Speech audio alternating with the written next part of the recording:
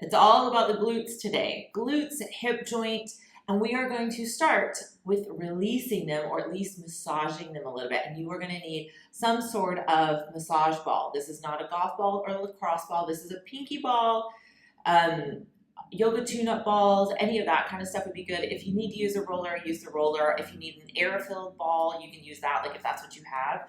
But if you want something that's going to have give to it, so like a golf ball is not going to work, it doesn't have give. You need to be able for the ball and your tissues to have give into each other, because if you move this around, you can't breathe through it. You're not letting anything release or shift, right? You have to be able to breathe through it. And if it's too intense, your body does not respond with releasing. Your body responds by holding a little tighter. So we're going to do a check-in. We're going to release. We're going to work. We're going to check back in. Let's get moving. The first thing you're going to do is just start with a roll down. I do not want you to think you have to keep your legs straight for the roll down. You are just going to roll down, and you can bend your knees. And you're going to notice how your head and neck feel, how your back feels, how the pull in the back of the leg, and then also down at the ankle joint, how that feels. When you come up, feel your whole foot press down. I'm going to think sits bones reaching towards my heels, level my pelvis, bring my ribs on top of my pelvis, shoulders on that, head and neck up. And do that one more time, rolling down. It does not have to be perfect. Again, your knees do not necessarily need to be straight. And then rolling back up. From there, I want you to simply do a squat. You can have your feet wider or narrower, whatever works for you. You're going to squat. Notice, what does it feel like in your foot and ankle? What does it feel like in your knee and your hip? And what does it feel like in your lower back and your neck? Just squat down. Again, your range, right? I don't care. 2 inches, that's fine. You know, you could go as big or as small as you want. And the last thing you're going to do is just lift a knee up. And notice, can you balance on that leg or not? Could you get your leg that you're lifting, could you get it up at least to 90 degrees, maybe a little higher than 90? Or is that impossible, right? If you need a balance support, grab something. All right. Now, you're going to take this massage ball or whatever you're working with, you're going to put it on the ground. You're going to take it underneath the ball of your foot, and you're going to widen and wrap your toes around. Your heel is down on the ground, and you're going to roll in and out. And you're going to see, can your ankle do that? Do that as many times as you need. And then I want you to take the ball from that big toe ball of the foot down the center of your foot to the big toe side of your heel and back up. Do it from like the middle foot down to the heel of the foot and back up. And then a little bit from the 4th and 5th toe to the heel and back up. Do that as many times as you want. Maybe there's one of those lines where you're like, ooh, I need to spend a little bit more time there. Stay there. That's good. Just go where you need to. I just want you to have some clarity of rolling in a specific direction at first, but then you can kind of be free with it and listen to your body as a guide.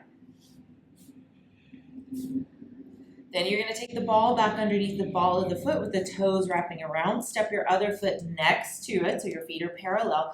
And just hang there and let that, you're getting your ankle to go into deeper dorsiflexion here. And you're just going to do a little bend and a little straighten. And I'm just adding a little bounce, but you could just bend, hold, breathe, and then straighten. One more like that. And straighten. Roll forward. Take it into right underneath your ankle. So kind of the center of your foot there, right on your ankle. Stand on it. 3 times bending and straightening. One more time there. And then step your heel onto that ball. And all you do is keep the forefoot, the ball of the foot and the toes down and wide. And you're just going to swivel your heel on the ball there. And just feel that. And feel, how does it move? Does your heel move? Does your ankle move? Does the ball of the foot adjust? How does it adjust? Does your hip move? Or is it just at your lower leg and your knee? All right, stand on both feet. Take a moment, and instead of doing the whole check-in, we'll do that again at the very end. Just do one little squat and bend and notice the difference. All right, let's do the other side. So ball underneath the ball of the foot, toes and ball of the foot wrap around that ball, heel is down on the ground, and you roll in and out. Let's say 3 to 5 times. If you need more, do more. If you need less, do less. And then you're gonna roll from the big toe side of the foot to the heel. Again, 3 to 5 times, just a few times. Roll the middle foot. Do the 4th and 5th toe line. Keep rolling, and then of course, take it where you need to. You know, if you have more tender spot that you're like, ooh, I wanna explore that, or I wanna get away from that and do somewhere else, explore it, right? All right, then you're gonna take that ball underneath the ball of the foot, step the feet parallel, wrap your toes around, do a bend and straighten. Woo, very different on this side for me.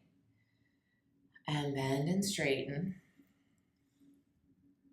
Notice, just be observant of which side you generally choose first versus what feels more natural and what doesn't.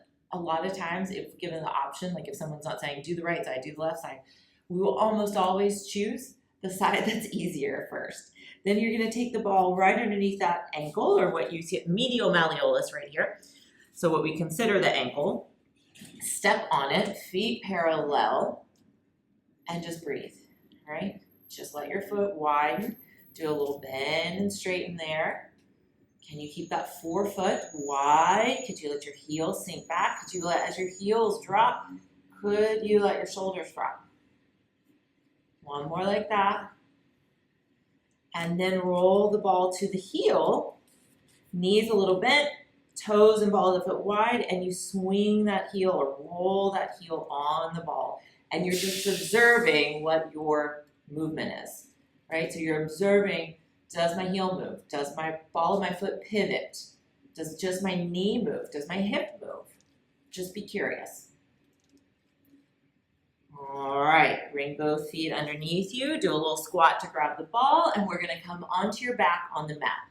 All right, now that you're on your back on the mat, we're gonna take the ball to one side of the sacrum, one side of your tail, whatever you think, and you're gonna take it kind of into the middle of that one butt cheek. So not too high, not too low. You're gonna pull that leg in if you need to, and I like to lift that leg and prop the foot on my other foot. Now, sometimes this is too much pressure, and if that's the case, keep both feet down. Now, if you're working with the roller, it's gonna look a little bit more like you're gonna lean into that side and you're just gonna stay with that side. You could even on the roller stay kind of upright like this to get that pressure. But if you're using the ball, you go here and you breathe and you drag that ball from your sacrum, or you roll on the roller from your sacrum out to the side butt cheek. So out to your greater trochanter and then back. And just breathe with that. If you need to go a little higher or a little lower, please do so. If you tend to have sciatic nerve irritation, you may have very specific places that you can do this and not do this. So by all means, go a little higher or lower so that you're not triggering irritation in that nerve if your nerve issue is coming from that side joint. I'm slowly, just by the nature of how I'm rolling and what I'm feeling in my body, I'm slowly rolling the ball a little lower, closer to my coccyx, closer to my sits bone, to the underneath side of that greater trochanter. And as I go down, I'm not really like forcing it, I'm just kind of following what I need. And then I'm gonna hold. So you're gonna find a little tender spot in your body. Again, could be higher or lower. I want you to stay there, and I want you to make sure that if your foot's on the ground or if your foot's on the other foot, make sure you're not in like a figure 4 stretch. I want the leg to be kind of parallel, or maybe it's not parallel, but not in figure 4 stretch. And then wherever your leg is, what you're gonna do is you're gonna turn that leg out and in. But you're gonna try and keep that pressure wherever the ball is. So I'm in my tush, and as I move my leg around, what I'm doing is I've got the ball on this glute tissue pinned down, and then I'm moving the leg that attaches also into that glute tissue, that has a pull in that glute tissue. And so we're kind of doing this with the tissue. And then I'm going to move the ball a little bit higher, closer to the top of my pelvis, kind of right on that crest. I'm going to take both feet flat and I'm going to roll around and try and kind of follow that upper line of my pelvis. So it's almost like I go from where the sacrum and pelvis meet a little bit to the center, up along that crest and around to the side above the greater trochanter. So I'm very much so above the greater trochanter on this side, and then back and breathing. All right, keep going with that. Again, you could find a place, like I'm finding a little tender spot, like right in my upper outer glute there. And I'm just going to hold there, and I'm just going to move that leg around again. And I'm just going to keep both feet on the ground, and you're going to open and close that leg. And breathe. And then you are going to come off of there, relax on the ground for a moment, and then when you're ready, you're going to do the other side. Take the ball, or sitting up and taking the roller, leaning to one side, or taking the ball under one side, and you roll from the sacrum to the outer glute or towards the greater trochanter, and roll back and forth again, playing with, do you need to be a little higher or lower? Or maybe like me, you like to kind of move, like I moved with it. So I just kind of like, I need it a little bit lower. So I'm going a little lower now. And I'm just continuing to move as I do this. And I'm listening to what my body needs. And I want you to do the same. Because, of course, we can roll specific muscle lines, insertion, attachment. We can roll specific fascial patterns. Yes, of course. But sometimes we also just need to listen to your body, right?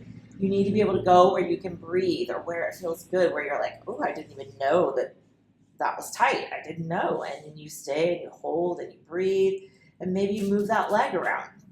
So I'm going to take my foot to my other knee, and I'm going to move this leg around because I have a lot of extra tension in the lower side, into the pelvic floor on this side of my body, which is different on the other side. And so you can play with that. Breathing here. Bring that foot down. Take the ball a little higher now towards the top of the pelvis, top of the butt, whatever you want to think. And you're going to roll out and back in. And doing that several more times. Breathing as you do this. And maybe this is all you do. You just do the roll out of the feet and the roll out of the glutes. You're like, I just feel so good after this that I don't want to do anything else. That's fine.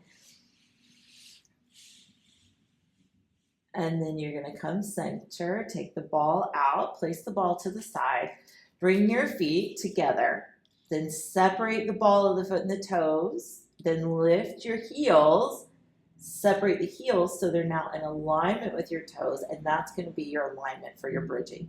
We're going to do glute bridging, so I really want the ribs and the belly to stay anchored. I want to imagine your sacrum, that curved, gently curved, not wildly curved, bone that mirrors your skull. I want that to go along for the ride in these hip joints. So press it down through your feet, kind of hug everything. I always imagine like I've got a cardigan, I'm buttoning up at my pubic bone, my hip bones, my waistline, my rib cage. Press into the feet, lift up just a little bit. So just that little hover. Find that balance of push-pull in your feet. So you have weight in your upper back and shoulders, and you have weight in your feet. And then slowly push down through your whole foot and come up through your hip joint, not a tail tuck, right? So I'm not trying to like jam my sacrum, jam my pubic bone. I'm going to work through my hip joint. So right here, I want to engage my hamstrings and glutes to pick up my hip joint, which picks up my pelvis, which picks up my sacrum, which picks up my spine. Then we're going to slowly reach down and out through the tail and the pubic bone. And then you're going to do that again. You're going to press down through the whole foot and lift up. And lower down. Just remember to breathe with this. Shoulder neck tension is easy. Keep going.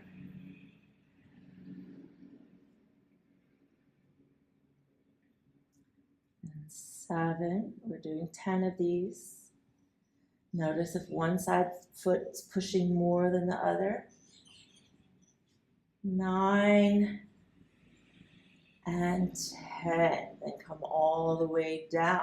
Roll to your side. When you're on your side, line yourself at the back edge of your mat with your knees bent, feet, pelvis, rib cage, head with the back edge of the mat. Belly is engaged and a little bit lifted. You're going to lift both feet up. And all you're going to do is you're going to lift your top knee up and drop your top knee down. Now, I am not trying to be Bolshoi ballet, external rotation up towards the ceiling. I'm just trying to get a sense of, can my femur turn out? Can my femur turn in without my body rocking everywhere? We're just going to do 3 more of those.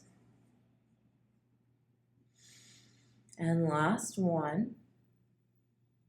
Bring both feet down, stretch your top leg out, flex that foot. Find from heel to head in alignment. Bringing back, reach, reach, reach, as if you're standing on that leg and pushing through that foot. I want you to flex your foot and spread your toes. And I want you to slide your foot up an imaginary wall, getting this little fold or crease in the side of your hip, and then lower down. And lift up 2, and lower down. Lift up 3, lower down. Lift up 4, lower down. Lift up 5, lower down. 6 and down. 7 and down. 8, 9, and 10. Bring that leg in and down. You're going to use your arms. You're going to come up. You're going to come to your forearms and knees.